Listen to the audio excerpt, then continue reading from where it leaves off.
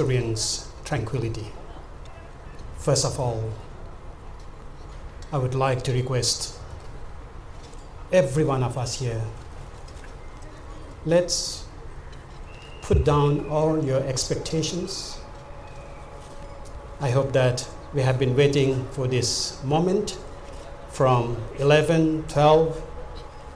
You have a lot of agitation, anticipations, also burden. For a moment, rest. Put down everything from your mind, from your heart. Just relax. Just be present at the moment. If you want, you can close your eyes. Otherwise, just pause your thought and be at present. Breathing in, realize that you are breathing in the fresh air.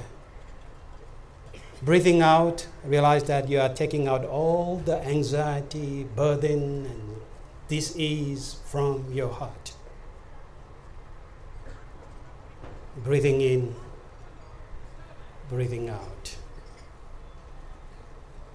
Breathing in, breathing out.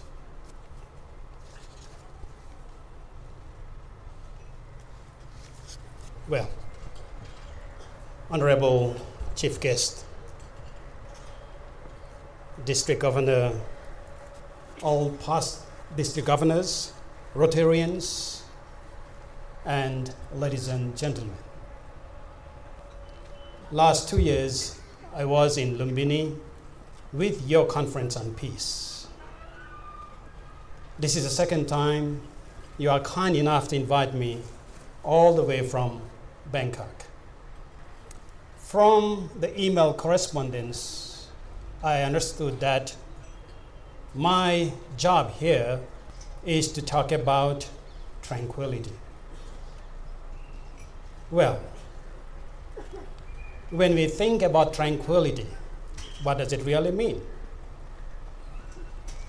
If we think about tranquility from a religious perspective, you will imagine some kind of meditation, some kind of peace of mind, some kind of isolations, as we were presented in the beginning, some of visual, some of the multimedia, which trying to show what is tranquility all about.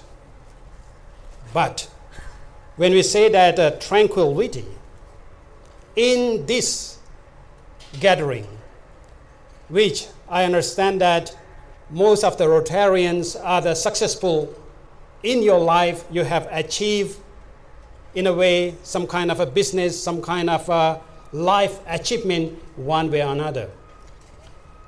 So, in a way that you have raised the voice of tranquility, does it mean that are you lacking tranquility in your life?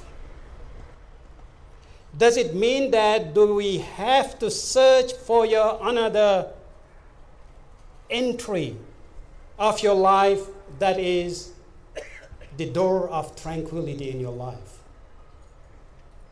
But I guess that is what we always think. In many times, we always alienated tranquility as a special space, as a special moment in our heart. And we thought that we lacked that. And we thought that we have to go to here and there to find that tranquility. If you are a religious man, you will go to the temple, monastery, gomba, all those religious places, hoping that you can inspire, hoping that you can experience that very tranquility in your heart. If you are a non-religious man, you still think that you have to have tranquility in the way what you live, how you live, and trying to find some kind of a secular activities in order to gain that tranquility again. For example, yoga. For example, exercise. For example, holidays. Then we thought that we got it. Then we thought that we are something, achieving something.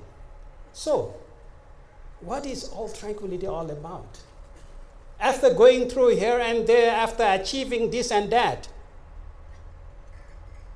are you still stressed? Are you still tense? Is your life easily moved by so many emotions? Annoyance? And what about our negative thought, which comes up time to time and disturb our mental tranquility all the time, from morning to the night? Do you mean that you are lacking what we call inner peace? Do you mean that you are lacking what you call peace of mind? So, if it is that case, so how do you get, or how do you experience that very feeling of tranquility? I guess every day we are annoyed, we are stressed, without anticipations, with our hope. I have heard when I am around here before the event, this gathering has inaugurated, people are agitating. When? It is says in the program that is from the 11. We have been here from the 11 or so, but when is going to start? You see, you are here for tranquility. Your mind is never tranquil. You are here to listen about tranquility, but your mind is always agitating while you are sitting here. I challenge you, I ask you that, whether your mind is tranquil or not. Or you are still boiling with your all agitation, anticipations. When is going to be the tea break? When is going to be our lunch? When is going to be our dinner? Are you here for those kind of things? Or you want to drop down everything and then at least treasure this very moment of harmony, this very moment of our mutual friendship which we are bringing together here. So therefore, when we think of this idea of tranquility, I guess that it is not simple idea which we are drawing from the religious perspective. But it is the core state of our mind which we lack most of the time. Imagine when you are about to rushing to this gathering and you misplace your phone. You are on your way to this hotel and the traffic is jammed. What happened? Are you able to hold your mind and then let it go? We will just flow according to the circumstances? No. Your mind never tranquil. Your agitation never in peace. Your peace of mind is never with you because you don't know how to live at present. You are always living either in the past, which nothing can be done, or you are living in the future, which you don't know, you don't have any control of it. So, that is why we always lose our temper.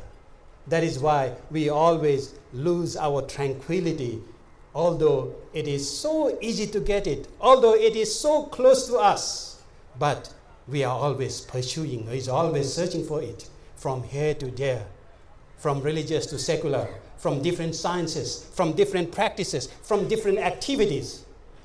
But after all, do we really get that? What do we mean by tranquility? At the moment, in many places, in many cases, what happened? You have to get help of some medication, what we call tranquilizer, I guess, in order to get a tranquility. So is that some kind of a medicine you are looking for? I guess that a tranquilizer is used in a very serious cases where mind and our behavior gone berserk. And that's how all those mental institutes give a tranquilizer to pacify us, to pacify our behavior, to pacify our expectations and what we need is always looking for. Therefore, I guess this whole idea of destruction of tranquility is become a big issue. It's become a very world level disease these days. In 2002, WHO, World Health Organization, did a survey and then dedicated their whole kind of annual report about mental disorder, mental illness.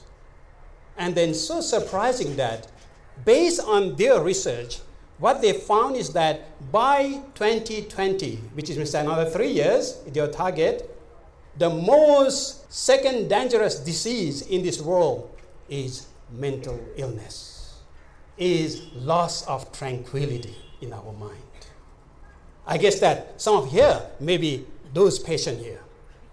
Because the statistics show that at the moment we have over 80 million people in this world who become the victim of what we call mental illness, which is basically, in our layman term, who doesn't have a tranquility in their mind.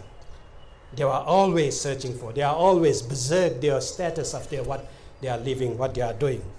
So therefore, why this state of tranquility is always losing from our grip, I have shown just in the beginning. You can just put down things. You can just keep your mind calm. Immediately, tranquility, the experience of tranquility is there. Just be with you. Just be at present, breathing in. You can feel the freshness you are getting into your body.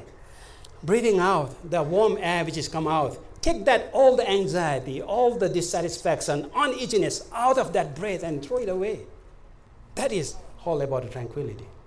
But we are not able to get that. We are not able to hold on to that. So therefore, in this world stage, what we are talking about tranquility is become a big issue. Because in every continent of this world, it's become a big problem. And especially in the country like here in Nepal, in many Asian countries, what happens is that if we talk about a psychiatry, it's a very serious subject. And then if you're looking at the percentage of a psychiatry in each country, you will see that it's very, very small. Not enough for the disease, not enough for the people we are getting illness. We are loss of tranquility these days. Therefore, even this United Nations agenda for this next 30 years, next 15 years, which is what we call this SDG, Sustainable Development Goal. And even in the Sustainable Development Goal, the world saw that this is a serious problem, and then how do we solve it? So it's become one of the target in the 17 points is that how do we balance that mental health? It's become a big agenda. It's become a world agenda these days. So what is tranquility we are talking about here?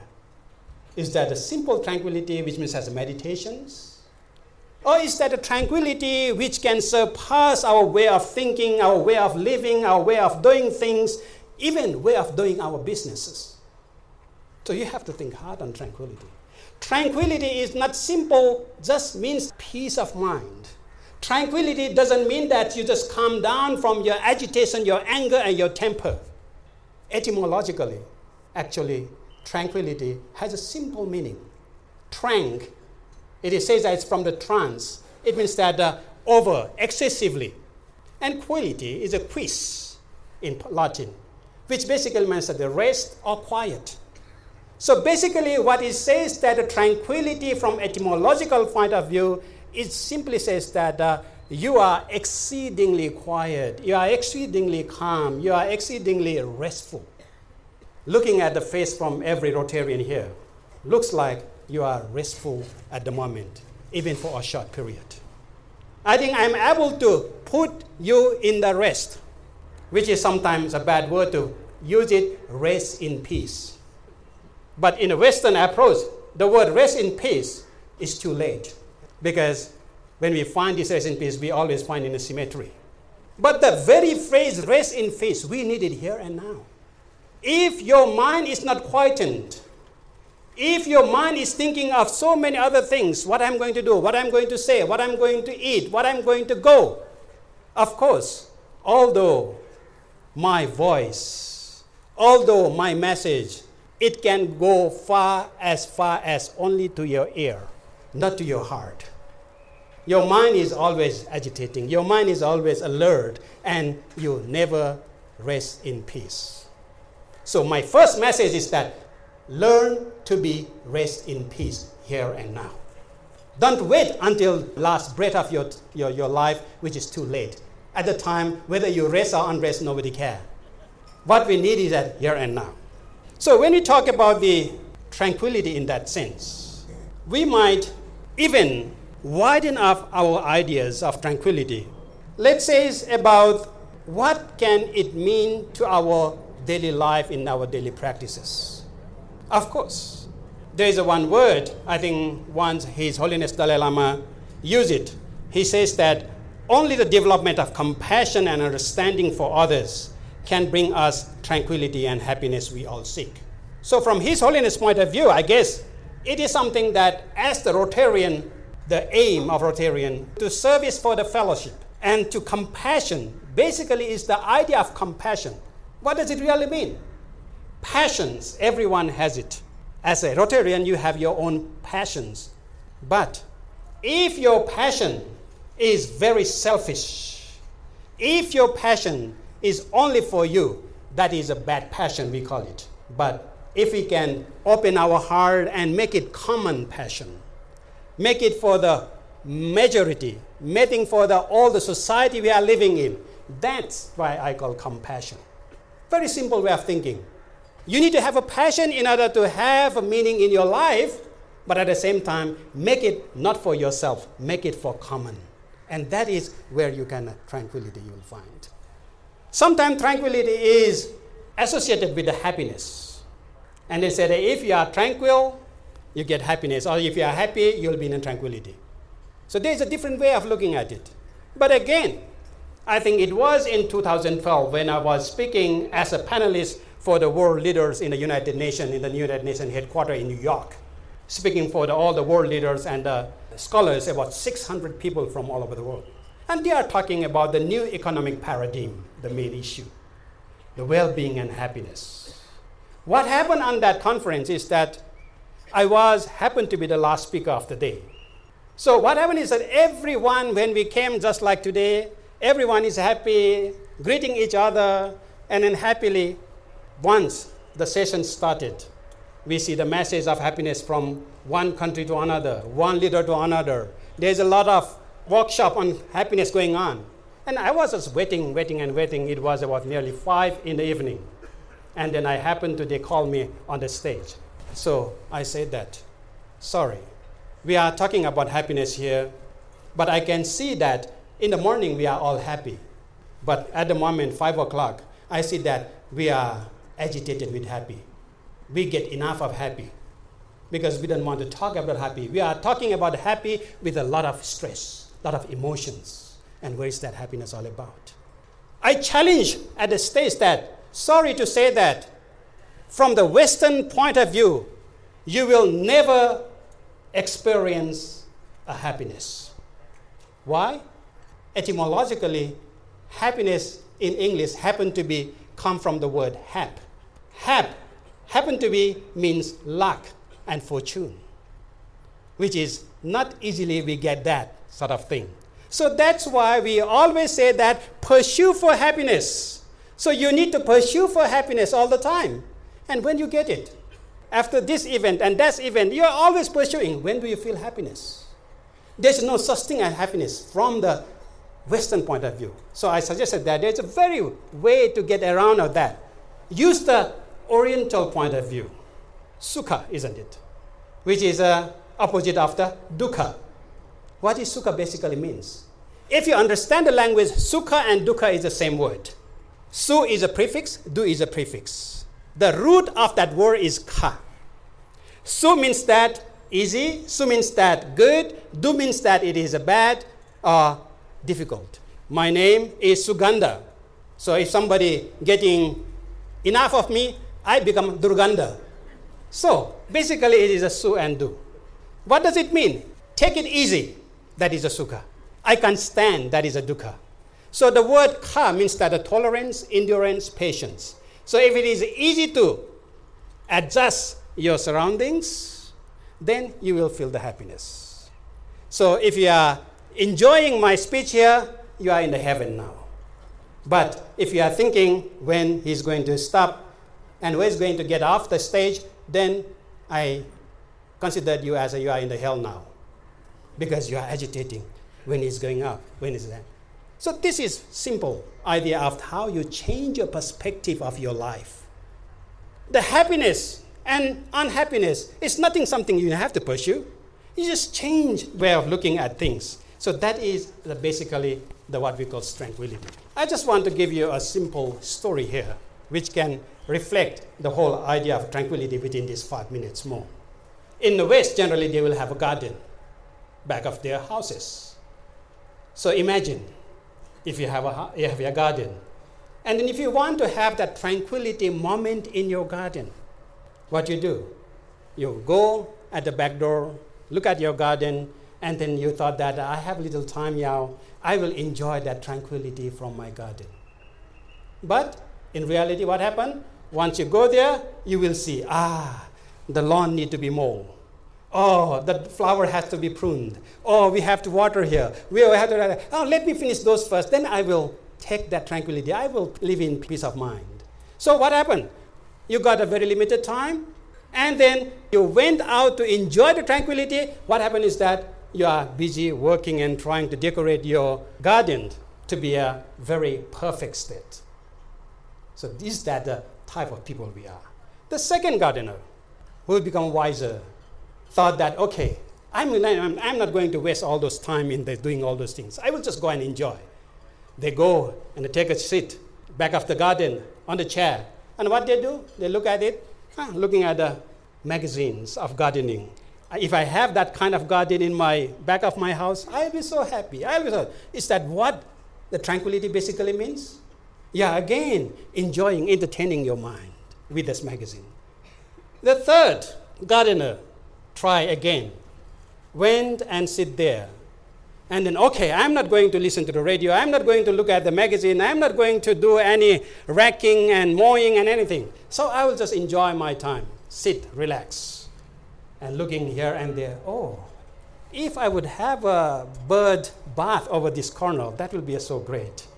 If I have some kind of bushes of rose at that corner, oh my God, it will be perfect. Again, what happened? You are indulging yourself in planning, dreaming. So is that what you call is tranquility? So what happened is that the last one, the gardener who is more wiser, went there and then thought that I'm here to find my tranquility back of my garden. Sat there. See, lawn need to be mowing. They said, wet, that can be wet. The bush need to be pruned. Wet, that can be wet. At the moment, I am here to enjoy my garden. Although it is in the state of imperfections, but I can perfect my mind and just enjoy the relax, the beauty, whatever there. And that is what I call tranquility. So do you have that idea of a tranquility here? Do we have that ability to build us tranquility? So my last comment here again. From the United Nations, trying to push this idea of a sustainable development goal after they have finished the Millennium Development Goal in 2015. In that sustainable development goal, which have 17 points, which I'm not going to talk about it. I don't have, if I go that, I need another 2 hours. So which will be, I will put you all in hell. So I'm not going to go through that. But in that sustainable development, I just want to give a little bit of reflections. What do we mean by sustainable development?